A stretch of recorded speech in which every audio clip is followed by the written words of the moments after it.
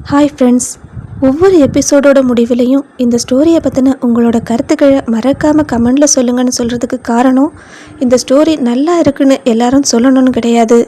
சிலருக்கு பிடிக்கும், பிடிக்காமல் போகும். பிடிச்சவங்க பிடிச்சிருக்குன்னு சொல்லுங்கள், பிடிக்கலையா நான் என்ன இம்ப்ரூவ் பண்ணணும்னு சொல்லுங்கள். ஒருவேளை உங்களுக்கு இன்னும் ரொமான்டிக் சீன் வைக்கலான்னா அதை எப்படியெல்லாம் வைக்கலான்னு சொல்லுங்கள். இல்லை உணர்வுபூர்வமான காட்சிகளா இந்த மாதிரி ஒரு சீன் வைங்க, இந்த ஸ்டோரிக்கு நல்லா இருக்கும். இந்த மாதிரியான உங்களோட கருத்துக்களை சொல்லுங்கள். இல்லை உங்களுக்கு இந்த ஸ்டோரி சுத்தமாக பிடிக்கலையா, பிடிக்கலன்னு பேசாமல் கடந்து போயிட்டே இருங்க. அதுக்காக கையில் ஃபோன் இருக்குது, டேட்டா பேக் இருக்குன்னு வாய்க்கு வந்த கமெண்டெல்லாம் தயவு செஞ்சு பண்ணாதுங்க. ஒரு ஸ்டோரி எழுதுறது ஒன்றும் பெரிய விஷயம் கிடையாது. ஆனால் 2-3 ஸ்டோரி எழுதும்போது ஒன்றில் வந்த வார்த்தைகள் இன்னொன்றில் வராமல், ஒன்றில் வந்த காட்சிகள் இன்னொன்றில் வராமல் பார்த்து பார்த்து எழுதி அதுக்கு இருந்து வாய்ஸ் கொடுத்து அதை எடிட் பண்ணி போடுறது எவ்வளவு கஷ்டம்னு அதை பண்ணுறவங்களுக்கு மட்டும்தான் தெரியும். நிறைய பேர் என்னையும் ஒரு சகோதரியாக, ஒரு உறவாக, ஒரு ஃப்ரெண்டாக நினச்சி கமெண்ட் பண்ணுறீங்க.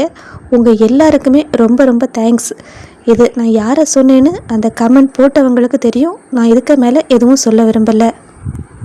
இப்போ வாங்க ஸ்டோரிக்குள்ளே போகலாம். நீயின் பார்வை டைரியின் முதல் பக்கத்தில் எழுதப்பட்டிருந்த அந்த வரியிலேயே சில நொடிகள் நிலைத்திருந்தது. அந்த வார்த்தைகளுக்குள் ஏதோ ஒரு கனமான வலி புதைந்து கிடப்பது போல தோன்றியது. மெதுவாக அடுத்த பக்கத்தை புரட்டினான் அவன். டைரியின் பக்கங்கள் அவனை பனிமலரின் கடந்த காலத்திற்குள் இழுத்து சென்றது. பனிமலர், பனிமலர்! வீட்டிற்குள் இருந்து அம்மாவின் குரல் கேட்டதும் மொட்டை மாடியில் குழந்தைகளுக்கு டியூஷன் எடுத்துக்கொண்டிருந்த பனிமலர் திரும்பி பார்த்தாள். என்னம்மா என்று கீழே பார்த்தபடியே கத்தினாள் அவள். ஹேய், கீழே வாடி! எப்போ பார்த்தாலும் அந்த பிள்ளைங்களோடவே உட்கார்ந்துருக்கிற, வீட்டு வேலையெல்லாம் அப்படியே கிடக்குது என்று அவளது அம்மா பார்வதியோ சலித்து கொண்டே கூறினார். உடனே பனிமலர் சிரித்தாள். மா, இன்னும் 10 நிமிஷம், இந்த சாப்டரை மட்டும் முடிச்சிடுறேன். அடப்போடி, சாப்டரும் இல்லை புக்கையும் இல்லை, முதல்ல வந்து சமையலுக்கு ஒத்தாசை பண்ணு.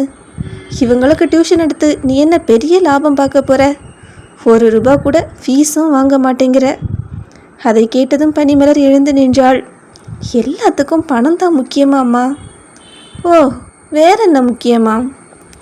இன்னைக்கு இவங்க சின்ன பசங்க, நாளைக்கு டாக்டர் ஆவாங்க, இன்ஜினியர் ஆவாங்க, டீச்சர் ஆவாங்க, பெரிய பெரிய இடத்துக்கு போவாங்க.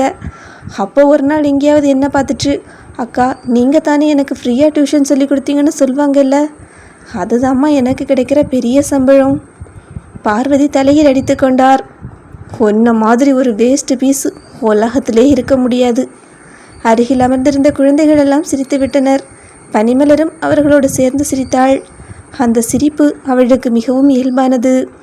எதையும் பெரிதாக எடுத்துக்கொள்ளாத மனம், யாருக்காவது உதவி செய்ய வேண்டும் என்ற ஆசை, சுற்றி இருப்பவர்களை சிரிக்க வைக்க வேண்டும் என்ற பழக்கம், அதுதான் பனிமலர். சரிம்மா, இப்போ எதுக்காக கூப்பிட்டீங்க என்று கீழே இறங்கி வந்தபடியே கேட்டாள்.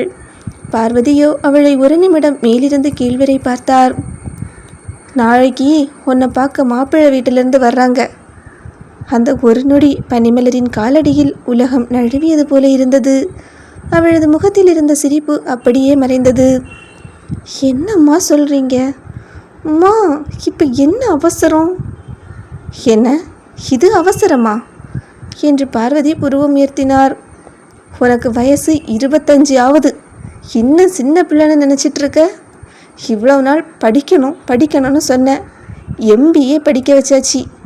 இனிமே எங்களுக்கு ஆசை இருக்காதா பேரன் பேத்தியெல்லாம் எடுத்து கொஞ்சணும்னு? பனிமலரோ அமைதியாக நின்றாள். அவளது முகம் கொஞ்சம் கொஞ்சமாக வாடிக்கொண்டே போனது. அம்மா, எனக்கு இப்போ கல்யாணம்லாம் வேண்டாம். எனக்கு நிறைய கனவு இருக்குது. நான் ஒரு பிஸ்னஸ் ஆரம்பிக்கணும், சொந்த காலில் நிற்கணும். பார்வதி சிரித்தார். அதெல்லாம் கல்யாணத்துக்கு அப்புறமா பண்ணலாம். இல்லைம்மா. என்ன இல்லை? எனக்கு இப்போ கல்யாணம் பண்ணிக்கிற எண்ணமே இல்லை, அவள் மெதுவாக சொன்னாள். பார்வதியின் முகம் சற்று கடினமானது. பனிமலர், நீ எவ்வளோ பெரிய ஆளானாலும் ஒரு கட்டத்தில் கல்யாணம் பண்ணித்தான் ஆகணும். நாங்கள் உனக்கு கெட்டது நினைப்போமாம்மா. அந்த கேள்விக்கு பதில் சொல்ல முடியாமல் அவள் அமைதியாக நின்றாள். ஏனென்றால் அவளது பெற்றோர் அவளை உயிராக நேசித்தார்கள். அவர்களின் ஆசையை எதிர்த்து அவளால் பேசவும் முடியவில்லை. ஆனால் அந்த நொடி வரை காதல் என்ற ஒன்று அவளது வாழ்க்கைக்குள் நுழைந்து எல்லாவற்றையும் தலைகீழாக மாற்றப் போகிறது என்று பனிமலருக்கே தெரியாது. மறுநாள் பொழுது விடிந்தது. காலையிலேயே எழுந்த பனிமலர் சமையலறையில் வேலை பார்த்து கொண்டிருந்த பார்வதி அம்மாவிடம் சென்று, "மா, நான் பக்கத்தில் இருக்க கோயிலுக்கு போயிட்டு வரேன்" என்றாள் அவள்.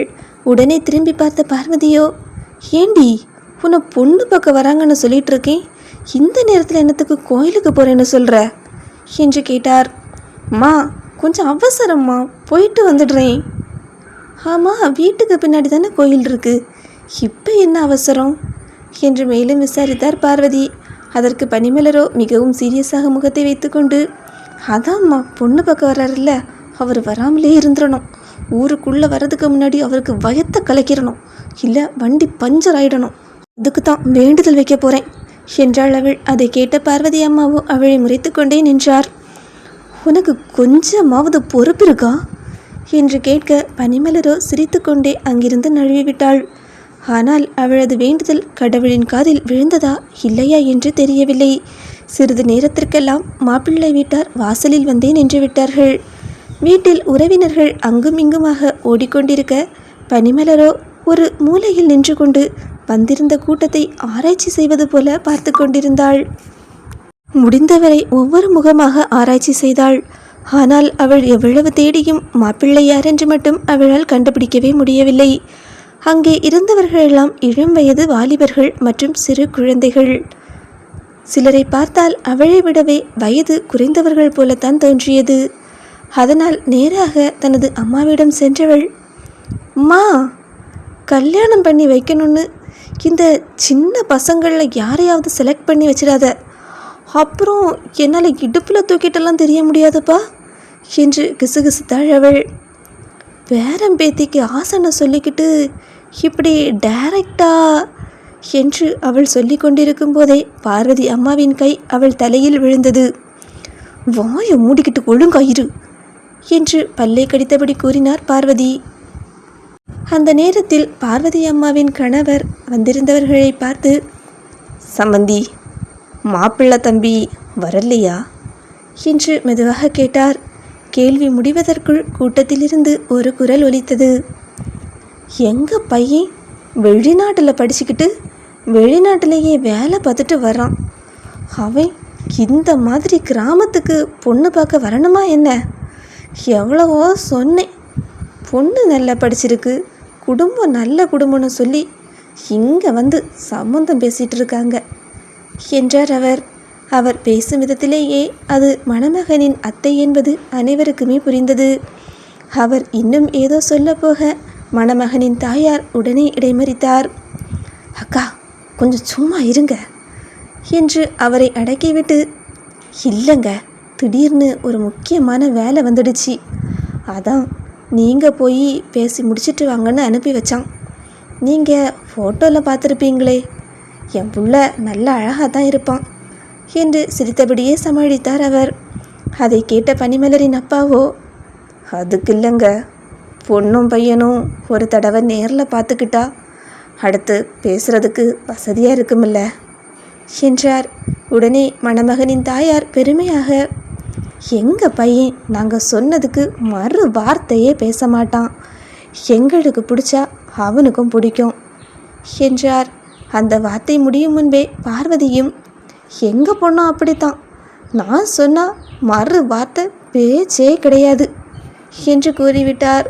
அதை கேட்ட பனிமலரோ தூரத்திலிருந்து கண்களை பெரிதாக்கி பார்த்தாள். "நான் எப்பம்மா அப்படி இருந்தேன்?" என்று மனதிற்குள் புலம்பினாள் அவள். சுற்றியிருந்தவர்கள் எல்லாம் சிரித்து கொண்டார்கள்.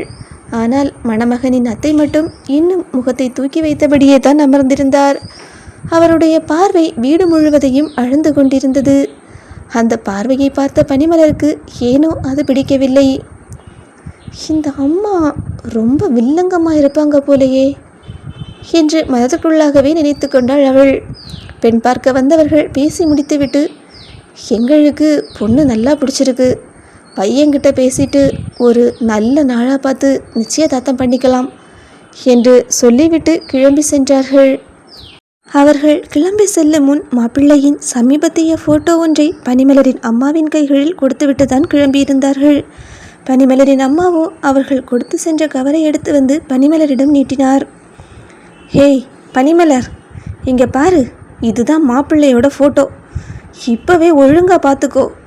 அப்புறம் அது சொத்தை இது நொட்டனெல்லாம் என்கிட்ட சொல்லக்கூடாது என்று சொல்ல பனிமலரோ அவளது அம்மாவை முறைத்து பார்த்தாள். போமா, நீ தான் சொல்லிட்டல்ல, உன்னோட பொண்ணு நீ கிழிச்ச கோட்டை தாண்ட மாட்டான்னு. அப்புறம் சொட்டையாக இருந்தாலும் மொட்டையாக இருந்தாலும் நான் ஃபோட்டோவை பார்த்து என்ன பண்ண போகிறேனா என்று சொல்லிவிட்டே அந்த கவரை வாங்கி அருகில் இருந்த மேசையின் மீது அலட்சியமாக போட்டுவிட்டு கோபமாக அமர்ந்து கொண்டாள். அதை பார்த்து கொண்டிருந்த டியூஷன் குழந்தைகள் சும்மா இருப்பார்களா?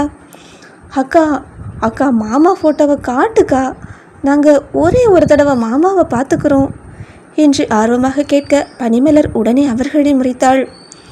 யாருக்காவது மாமாவை பார்க்கணுன்னா நீங்களே கட்டிக்கோங்க. நீங்கள் யாராவது கட்டிக்கிங்களா சொல்லுங்க, ஃபோட்டோவை காட்டுறேன் என்று சொல்ல குழந்தைகள் எல்லாம் சிரித்தார்கள். அதே நேரம் பனிமலரின் அம்மா மீண்டும் அவளது தலையில் ஒரு கொட்டு வைத்தார். ஏண்டி அறிவு கெட்டவளே, குழந்தைங்க கிட்ட என்ன பேசணும்னு தெரியாதா என்று திட்ட பனிமலரோ உதட்டை பிதுக்கி கொண்டாள்.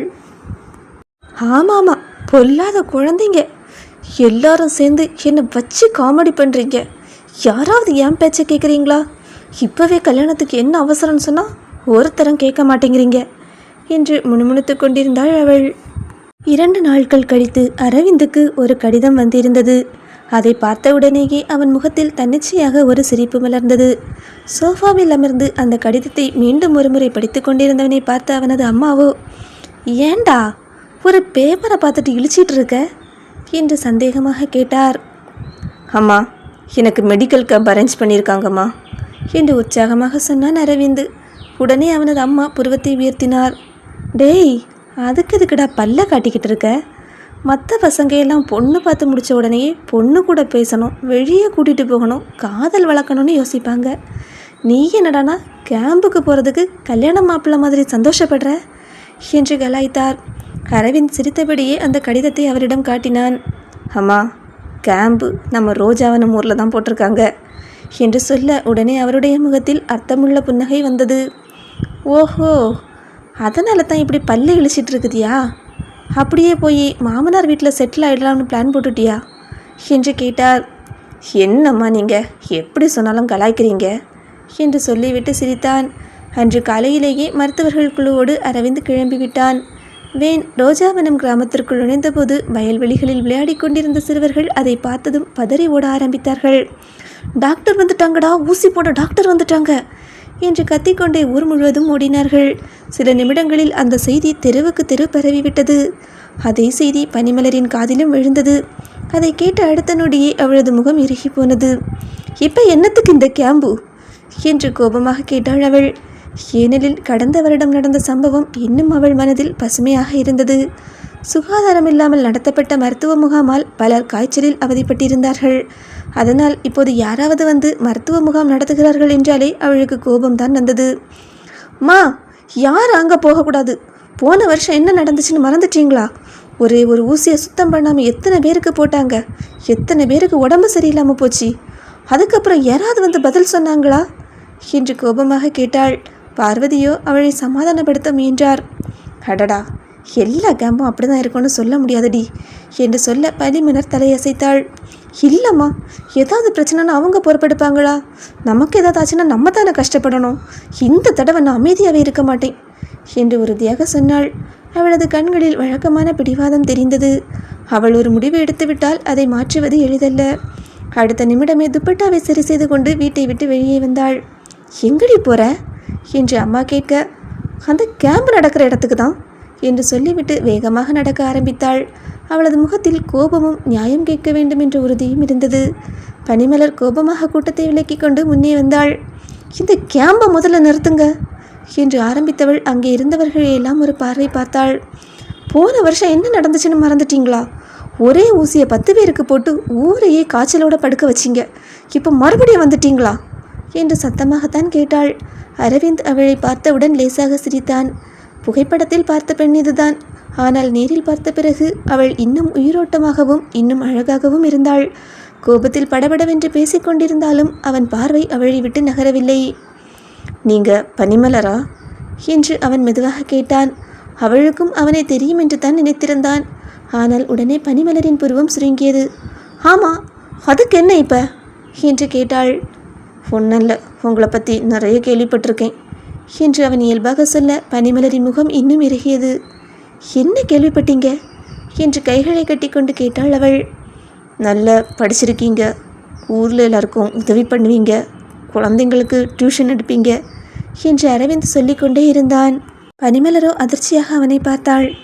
இவனுக்கு என்னை பற்றி எப்படி இவ்வளோ தெரியும்? அடுத்த நொடியே ஹலோ சார் என்று கையை நீட்டி அவன் பேச்சை நிறுத்தினாள். எனக்கு இந்த மாதிரி பேசுகிறதெல்லாம் பிடிக்காது என்று கோபமாக சொன்னாள். அரவிந்துக்கு சிரிப்பு வந்தது. அட, நான் அப்படி எதுவும் போதும் போதும் என்று அவள் கை காட்டினாள். முதல்ல கேம்பு நடத்துறது நிறுத்துகிற வேலையை பாருங்க.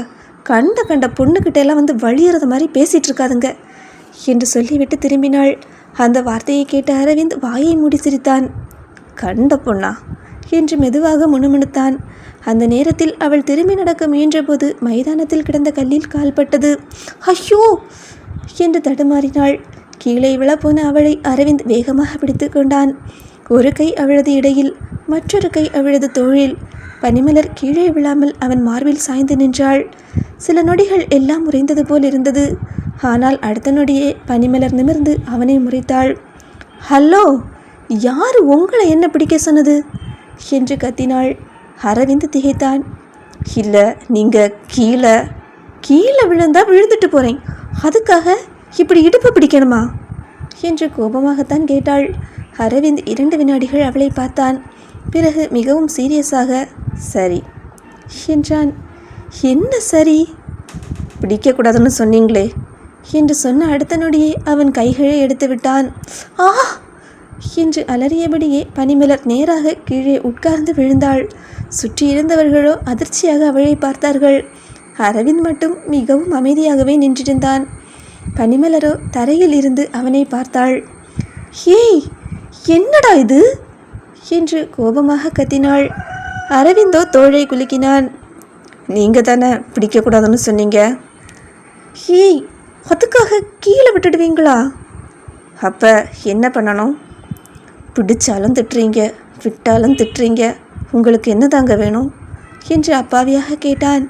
அந்த கேள்விக்கு ஒரு நொடி பனிமலருக்கே பதில் தெரியவில்லை. சுற்றியிருந்தவர்கள் சிரிக்க ஆரம்பித்தார்கள். அவளுக்கு அவமானமாகவும் கோபமாகவும் இருந்தது. வேகமாக எழுந்தவள் லூசு டாக்டர் என்று திட்டிவிட்டு திரும்பி நடந்தாள்.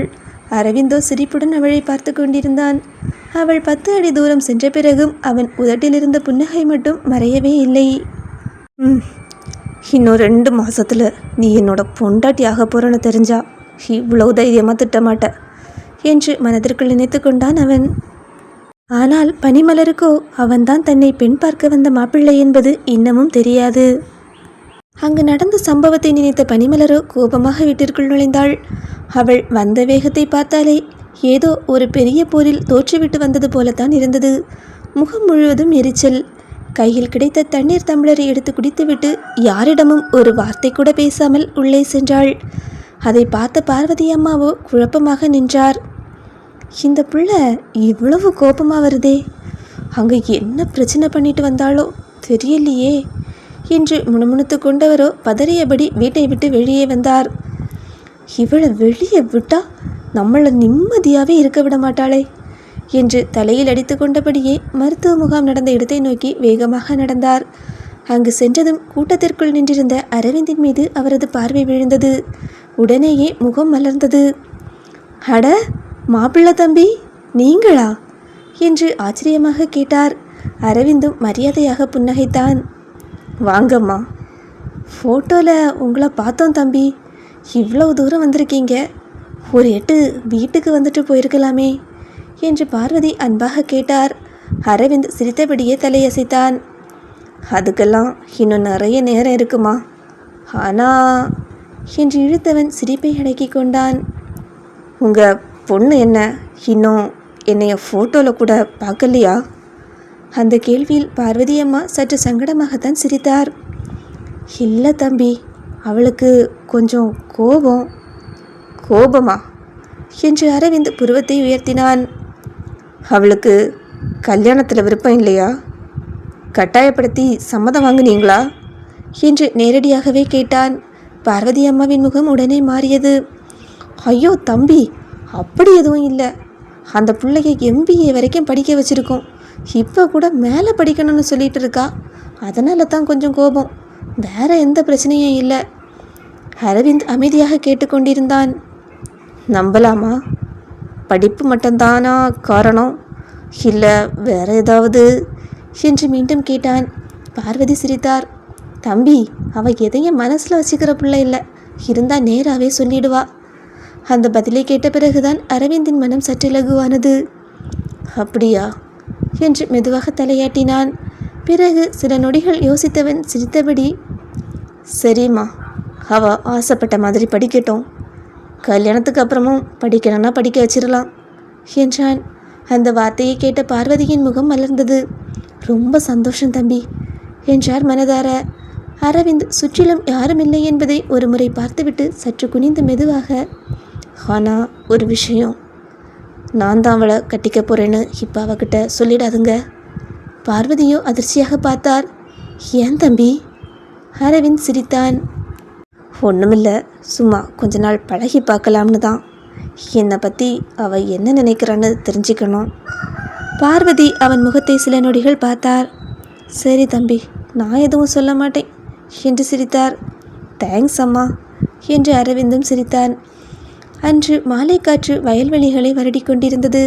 டியூஷன் முடிந்து குழந்தைகள் எல்லாம் வீட்டிற்கு கிளம்பியிருந்தார்கள். பனிமலர் மட்டும் வழக்கம் போல வயல் வரப்பின் ஓரத்தில் அமர்ந்து கொண்டிருந்தாள். அந்த நேரத்தில் அந்த இடத்தில் யாரும் பெரிதாக வரமாட்டார்கள். அதனால் தான் அந்த இடம் அவளுக்கு மிகவும் பிடிக்கும். ஆனால் இன்று அந்த நிம்மதி நீண்ட நேரம் நீடிக்கவில்லை. ஏய் டியூஷன் டீச்சர் என்ற குரல் கேட்டதும் பனிமலர் முகத்தை சுளித்தாள். குரலை வைத்தே கண்டுபிடித்து விட்டாள். கடவுளே, இவனை வேற அனுப்பி வச்சிட்டீங்களா என்று முணுமுணுத்தபடியே திரும்பி பார்த்தாள். அரவிந்த் சிரித்து கொண்டே வந்து கொண்டிருந்தான். அவன் அருகில் வந்ததும் சுற்றியிருந்த முழு இடத்தையும் விட்டுவிட்டு வேண்டுமென்றே அவள் பக்கத்தில் வந்து அமர்ந்தான்.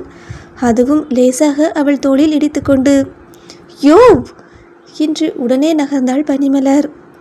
அதான் இவ்வளவு இடம் இருக்குல்ல, அப்புறம் என்ன, இடம் பத்தாம போன மாதிரி என் மேலே வந்து உட்கார்றீங்க.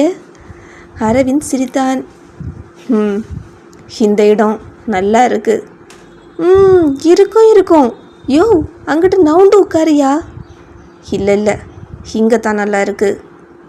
இங்கேயா? ஏன்? ஏன்னா நீ இங்கே தானே உட்கார்ந்துருக்க. பனிமலர் அவனை 2 வினாடிகள் வரித்து பார்த்தாள். உனக்கு வேற வேலையே இல்லையா? இப்போ இல்லை. அப்போ நீ இங்கே இரு, நான் போகிறேன் என்று சொல்லிவிட்டு எழுந்து நடந்தாள். ஆனால் அவள் 2 அடி கூட போகவில்லை. ஒரு நிமிஷம் என்று அரவிந்த் அவளது கையை பிடித்தான். பனிமலரோ சட்டென்று திரும்பினாள். அவள் முகத்தில் இருந்த கோபத்தை பார்த்ததும் சாதாரண ஆள் என்றால் கையை விட்டிருப்பான். ஆனால் அரவிந்த் விடவில்லை. கையை விடுடா. ஒரு விஷயம் சொல்லணும். எனக்கு எதுவும் கேட்க வேண்டாம். ஆனால் எனக்கு சொல்லணும். எனக்கு வேண்டாம். எனக்கு வேணும். பனிமலர் தலையில் அடித்து கொண்டாள். என்னடா உனக்கு பிரச்சனை? அரவிந்த் சில நொடிகள் அவளை பார்த்தான். பிறகு மிகவும் சாதாரணமாக, எனக்கு உன்னை பிடிச்சிருக்கு என்று சொன்னான். பனிமலர் கண்களை மூடினாள்.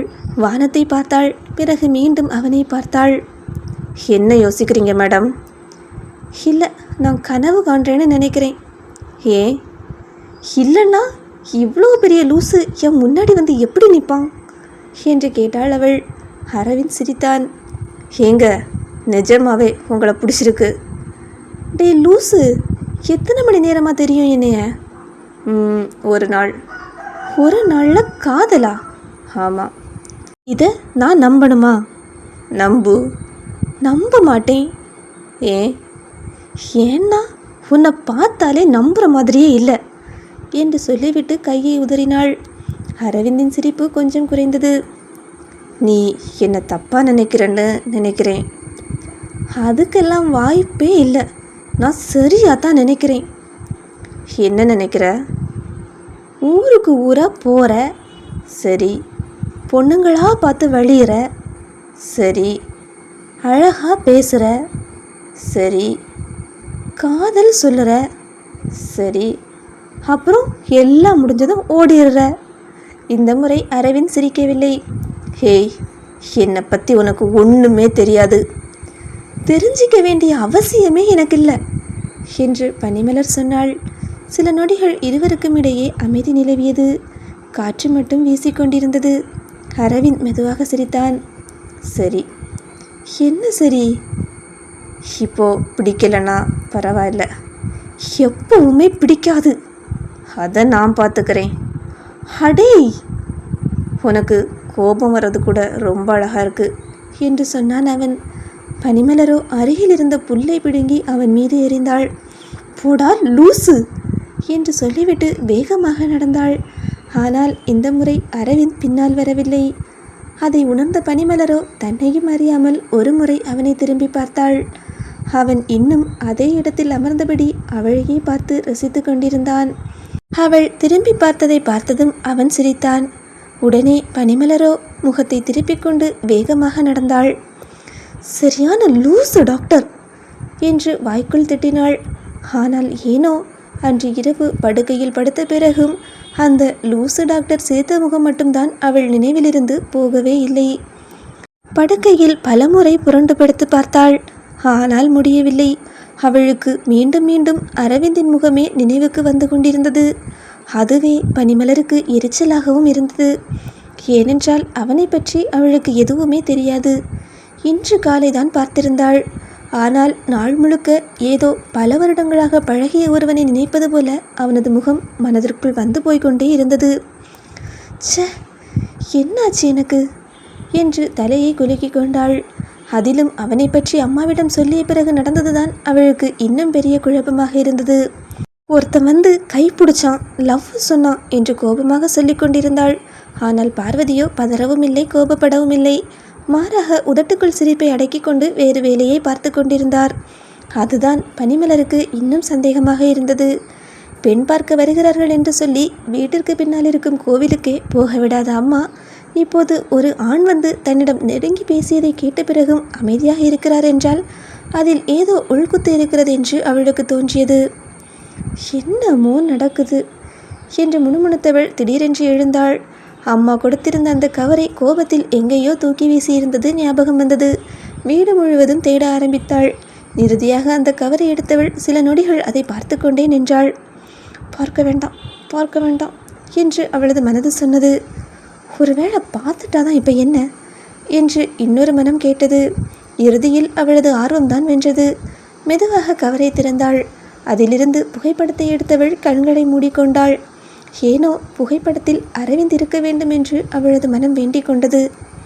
இருக்க மாட்டான், இருக்க மாட்டான் என்று சொல்லிக்கொண்டே கண்களை திறந்தவள் அடுத்த நொடியே அப்படியே உறைந்து போனாள். புகைப்படத்தில் சிரித்து கொண்டிருந்தது அரவிந்த் தான். அதே குறும்பான சிரிப்பு, அதே திமிர் கலந்த பார்வை, அதே முகம். டாக்டர் அரவிந்த் என்று கீழே அச்சிடப்பட்டிருந்த பெயரை படித்தவளின் இதயம் ஒரு துடிப்பை தவறியது. அதன் பின்னால் இருந்த பயோடேட்டாவை எடுத்து பார்த்தாள்.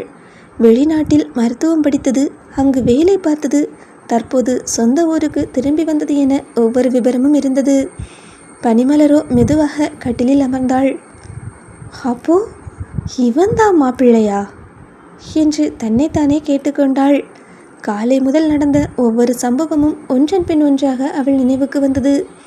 கேம்பில் நடந்த வாக்குவாதம், தன்னை பிடித்தது, கீழே விட்டது, வயல்வெளியில் வந்து காதல் சொன்னது, எல்லாமே நினைவுக்கு வந்தது. எருமை, சரியான எருமை என்று உதட்டை கடித்து கொண்டாள் அவள். ஆனால் அதே நேரத்தில் அவளது உதடுகளின் ஓரத்தில் சிறிய புன்னகையும் பிறந்தது. அதை அவளே கவனிக்கவில்லை. புகைப்படத்தை மீண்டும் பார்த்தாள். இந்த முறை அவளால் கோபமாக பார்க்க முடியவில்லை. இவ்வளவு நேரம் சொல்லாமல் என்னை சீண்டி வேடிக்கை பார்த்துட்டு இருந்தியா என்று புகைப்படத்தையே பார்த்து முணுமுணுத்தாள் அவள். ஆனால் புகைப்படத்தில் இருந்த அரவிந்தின் சிரிப்பு இன்னும் பெரிதாகி அவளை சீண்டுவது போலவே தோன்றியது. அந்த இரவு தூங்குவதற்கு முன் கடைசியாக அவள் பார்த்ததும் அந்த புகைப்படத்தை தான். மறுநாள் காலை கண் விழித்தவுடன் முதலில் தேடியதும் அதையே தான். ஆனால் இன்னும் அதை காதல் என்று ஒத்துக்கொள்ளத்தான் அவள் தயாராக இல்லை. அது என்ன உணர்வு என்று அவளுக்கே புரியவில்லை. ஆனால் அரவிந்த் என்ற பெயர் மட்டும் மெதுவாக அவளது இதயத்திற்குள் நுழைந்துவிட்டது. ஸ்டோரியோட இந்த பகுதி எப்படி இருந்து, ஸ்டோரியை பற்றின உங்களோட கருத்துக்களை மறக்காமல் கமெண்ட்ல என் கூட ஷேர் பண்ணிக்கோங்க. இந்த பகுதி உங்களுக்கு பிடிச்சிருந்தனா லைக் பண்ணுங்கள். ஸ்டோரியோட அடுத்த பகுதிக்கு மறக்காமல் நம்ம சேனலை சப்ஸ்கிரைப் பண்ணிக்கோங்க.